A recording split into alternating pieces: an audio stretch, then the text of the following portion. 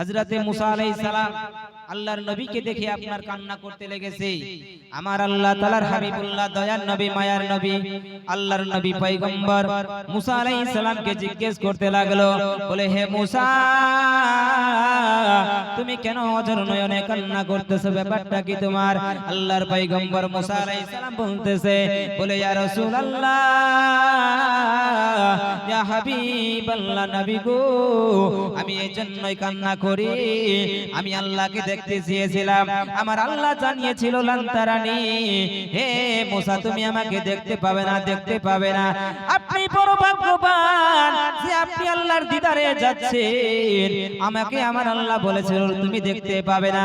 আপনি বড় ভাগ্যবান যে আপনি আল্লাহর দিদারে যাচ্ছেন, এই জন্য আমার চোখ দিয়ে পানি যায়। আল্লাহর নবী দয়ার নবী মায়ার নবী আব্বাজি আমার 6 নম্বর আসমানে মুসা আলাইহিস সালামের দেখা হয়ে গেল। মুসা আলাইহিস সালাম আল্লাহর পয়গম্বরকে খুশির সুসংবাদ জানালেন। ওখান থেকে আব্বাজি আমার আল্লাহর নবী দয়ার নবী মায়ার নবী আব্বাজি আমার 7 নম্বর আসমানে গিয়ে পৌঁছালেন। 7 নম্বর আসমানে যাওয়ার পরে ইব্রাহিম নবীর সঙ্গে দেখা হয়ে গেল। ইব্রাহিম নবী আব্বাজি আমার সালাম কালাম করলেন। তিনি আপনার সালাম কালাম করার পরে এবার আল্লাহর নবী কে সঙ্গে করে নিয়ে সিদরাতুল মুনতাহায় গিয়ে পৌঁছলেন। জোরে বলেন সুবহানাল্লাহ। সিদরাতুল মুনতাহায় যাওয়ার পরে আল্লাহর নবী দয়ার নবী মায়ার নবীকে আব্বাজি আমার জান্নাত জাহান্নামকে দেখা হলো।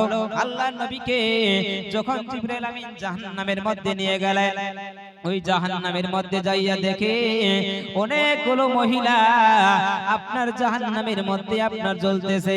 আল্লাহর নবী দয়ার নবী আব্বাজি আমার যখন কিছুক্ষণ আরো এগিয়ে গেল, আরো যাওয়ার পরে দেখে একটা মহিলার পেট যেন আপনার ফুলে উহুদ পাহাড়ের মতো উঁচা হয়ে গেছে।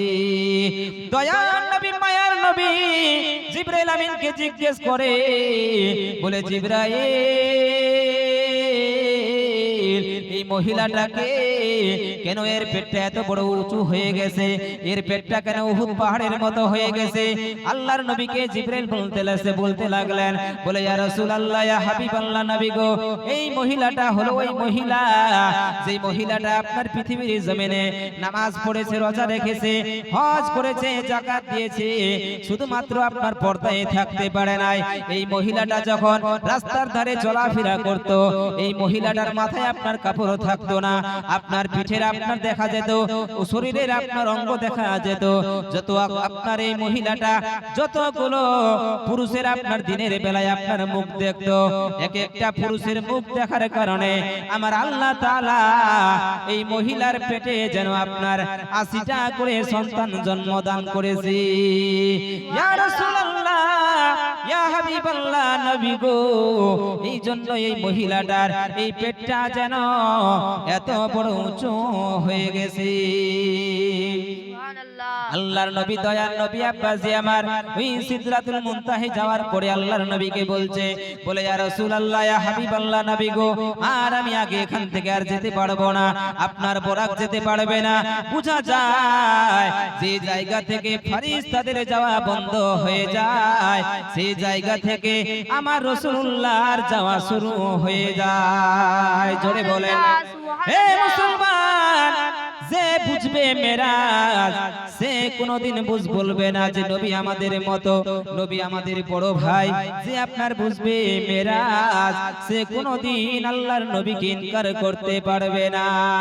জিবরাইল বলতেছে, ইয়া রাসূলুল্লাহ, নবী গো, আর আমার এখান থেকে যাওয়া হবে না, আমি যদি এখান থেকে আর একটু এগিয়ে যাই তাহলে আমি জিবরাইলের 600 খানা ডানা আপনার জ্বলে ছারখার হয়ে যাবে।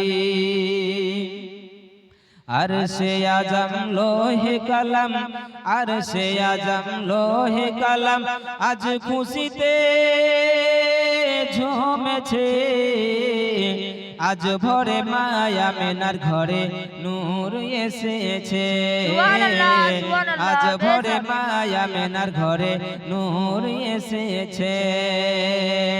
আরশে আজম লোহে কলম, আরশে আজম লোহে কলম আজ খুশিতে ঝুমেছে, আজ ভোরে মায়া মেনার ঘরে নূর এসেছে আজ ভোরে মায়া মেনার ঘরে নূর এসেছে জোরে বলেন সুবহানাল্লাহ মায়া মেনা তোমার ঘরে মায়া মেনা তোমার ঘরে কে এসেছে দেখো না দয়ার নবী মুস্তাফা তাজদারে মদিনা তাজদারে মদিনা সিদরা হইতে জিবরাইল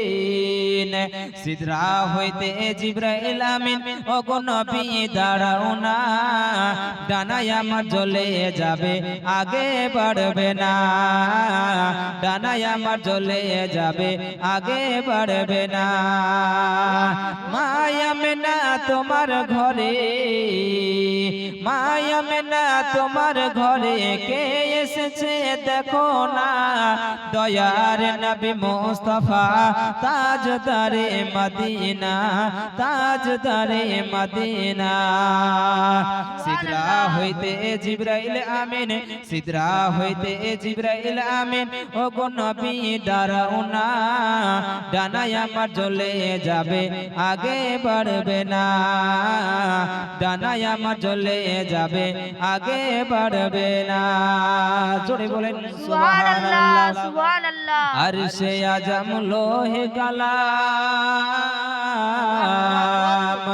আরশে আজম লোহে কালাম আজ খুশিতে ঝুমেছে আজ ভোরে মায়া মেনার ঘরে নূর এসেছে আজ ভোরে মায়া মেনার ঘরে নূর এসেছে